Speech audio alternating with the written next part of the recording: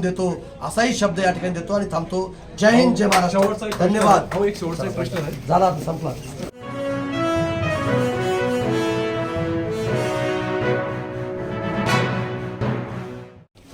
मैं ताजुद्दीन पठान और आप देख रहे हो आवाज तुमचा साथ आमची. आज अपने साथ जुड़े हैं माजी क्रीड़ा मंत्री संजय जी बनसोड़े साहब. तो हमको आने वाले जिला परिषद और पंचायत समिति के चुनाव को लेकर सीधी बातचीत कर रहे हैं. तो आप बने रहिए और देखते रहिए आवाज तुमचा साथ.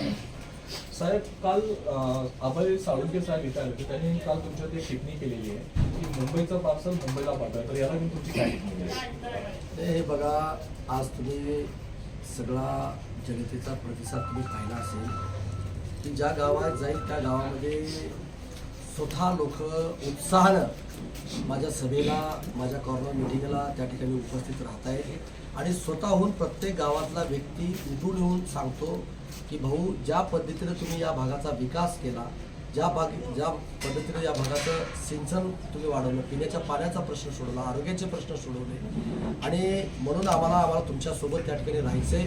आणि म्हणून ती जिल्हा परिषद गटातून वेदिका आदावळे आणि विनोद कांबळे याला प्रचंड बहुमताने आम्ही विजय करू अशी जनता या ठिकाणी बोलत आहेत.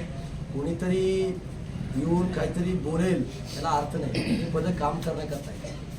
आणि आदावळे हे भोनशीचे आहेत, हे काही मुंबईचे नाही, हे भोनशीचे आहेत. त्यांनी गोरगरीब जनतेला शिक्षण मिळावं, शिक्षण देण्याकरता त्यांनी अनेक संस्था उभ्या केल्या आणि त्या संस्थेच्या माध्यमातून अनेक मागासवर्गीयांची मुलं मोठ्या पदावरती पोहोचवण्याचं काम आदावळे साहेबांच्या माध्यमातून त्या ठिकाणी झालेलं आहे. एक सामाजिक कार्यकर्ता म्हणून या उदगीर आणि जळकोट परिसरामध्ये त्यांची त्या ठिकाणची ओळख आहे. आणि म्हणून मला नक्कीच इथली जनता माझ्यावरती विश्वास ठेवून, देशाचे पंतप्रधान नरेंद्र मोदी साहेबांवरती विश्वास ठेवून, या राज्याचे मुख्यमंत्री देवेंद्र फडणवीस साहेब आणि या राज्याचे उपमुख्यमंत्री माननीय अजितदादा पवार साहेब यांच्यावर विश्वास ठेवून यांना मतदान करतील. आणि भारतीय जनता पार्टी आणि राष्ट्रवादी काँग्रेस पक्षाची युती या उदगीर आणि जळकोट मतदारसंघामध्ये त्या ठिकाणी आहे.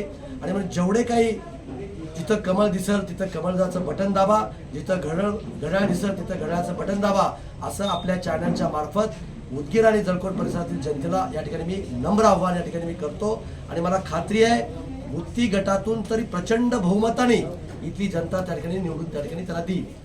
भाऊ, कुठे ना कुठे अकनूरमधील नागरिकांचा एक तुमच्याकडनं एक त्यांचा बघण्याचा एक दृष्टिकोन, म्हणजे तुम्ही ज्या संघर्ष करून ज्या वरच्या पदाला गेलेला आहात, आपल्यामधली म्हणजे तुम्हाला आपला माणूस म्हणून तुम्हाला ओळखलं जातं, सगळेजण तुम्हाला भाऊ म्हणून बोललं जातं. तर कुठं ना कुठे इथले जे दारूची दुकानाला घेऊन जे इथले नागरिक तुमचे थोडं नाराज आहेत, तर त्याला घेऊन तुमची काय टिप्पणी? म्हणजे ज्या गावाची लोकसंख्या 1000 ते 1500च्या मध्ये आहे, पण कुठं ना कुठं 5 ते 6 दारूची दुकानं इथं चालतात, तर त्याला घेऊन आपल्याकडनं काय असं सुधार होईल आणि त्याच्यामध्ये काम केलं? नाही, पहिल्यांदाच तुम्ही ही गोष्ट माझ्या निदर्शनात तुम्ही आणून दिलेली आहे. इथला माझा सरपंच, अतिशय माझ्या जिव्हाळाचा, स्नेहाचा माझा मित्र चंद्रशेखर पाटील म्हणून अतिशय उत्कृष्ट त्यांनी गेली 5 वर्ष इथल्या जनतेची सेवा त्यांनी त्या ठिकाणी केलेली आहे. आणि मला कोणीही निदर्शनात आणून दिलं नाही. मला आपण एक पत्रकार म्हणून, एक चौथा स्तंभ म्हणून मला या ठिकाणी निदर्शनात तुम्ही आणून दिलेलं आहे. मी आता नक्कीच तुमचा मुलाखत संपल्या इथल्या PIC आणि DYSP त्यांच्याशी फोनवरून चर्चा करून तात्काळ जे अनादायी करत, जे चुकीचे काम होत असतील, जे अवैध धंदे असतील, ते पूर्णपणे बंद करण्याचं काम मी त्या ठिकाणी करेन. भाऊ, एक बाबासाहेबांची लाईन मी तुम्हाला आठवण करून इच्छितो. शिक्षण हे वाघिणीचे दूध आहे, जे कोणी त्याला ग्रहण करेल तो गुरगुरल्याशिवाय राहणार. पण कुठे ना कुठे जिल्हा परिषद शाळेची जी अवस्था मेंटेन करायला पाहिजे, ज्या पद्धतीमध्ये शिक्षण इथल्या विद्यार्थ्यांना प्रोव्हाइड करायला पाहिजे, ते कुठे ना कुठे खालवलं. तर त्याला घेऊन तुम्ही काय? नाही, मी आत्ताच तुम्हाला सांगत होतो की जो कोणी काँग्रेस पक्षाचे नेते काल येऊन भाषण केले, रामचंद्र आदावळे साहेबांबद्दल मुंबईचं पार्सल मुंबईला पाठवू असं जे कुणी बोलले असेल, मी त्या संदर्भामध्ये तुम्हाला आत्ता सांगितलं की ज्या रामचंद्र आदावळे साहेबांनी जे गोरगरीब, जे माझे मागासवर्गीय बांधव आहेत किंवा डोंगरी भागातले जे विद्यार्थी आहेत सर्व जाती धर्मातले, त्यांना एक शिक्षण द्यावं, त्यांना मोठ्या पदावरती पोहोचावं, याकरता त्यांनी पूर्ण आयुष्य झिजवलं. त्या लोकांना जर अशी टीका टिप्पणी करत असेल तर त्या टिप्पणीचा मी निषेध त्या ठिकाणी मी करतो. आणि नक्कीच तुम्हाला सांगतो की येणाऱ्या कार्यकाळामध्ये मी स्वतः शिक्षण मंत्र्यांची भेट घेऊन जिल्हा परिषदेच्या शाळा ह्या डिजिटल झाल्या पाहिजे. माझ्या गोरगरिबांचे मुलं जिल्हा परिषद शाळेमध्ये त्या ठिकाणी शिकतात आणि ते मुलं मोठ्या पदावरती जाण्याकरता त्यांना जे काही इन्फ्रास्ट्रक्चर लागतं, मग कॉम्प्युटर असेल किंवा इंटरनेट असेल किंवा त्यांना चांगलं इन्फ्रास्ट्रक्चर असेल ते उभा करून देण्याचं काम भविष्यकाळामध्ये मी त्या ठिकाणी करेन.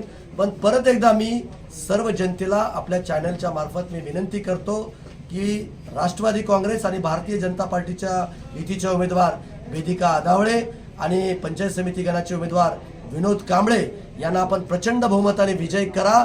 त्यांना विजय केल्यानंतर या भागाचा जो राहिलेला विकास असेल ते मी 100% करून देतो असाही शब्द या ठिकाणी देतो आणि थांबतो. जय हिंद, जय शेवटचा महाराष्ट्र. एक प्रश्न- धन्यवाद. भाऊ, एक शेवटचा एक प्रश्न आहे. झाला, संपला.